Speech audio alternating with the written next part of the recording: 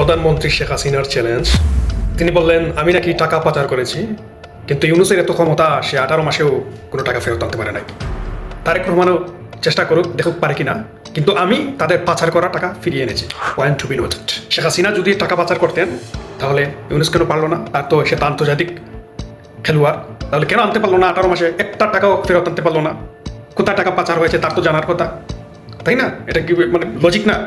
তো আওয়ামী লীগ সরকার কোনো টাকাও পাচার করে না। যদি পাচার করতো, এই ইউনূস সরকার, যে ইউনূস সরকার, সে পাদ একটা মারলে ইউজ করে সে সেকেন্ডে সেকেন্ডে ইউজ করতো। আওয়ামী লীগ সরকার এই দেশের জন্য কাজ করেছে, দেশের জনগণের জন্য কাজ করেছে, দেশের মানুষের জীবনের মান উন্নত করার লক্ষ্যে আওয়ামী লীগ সরকার কাজ করেছে।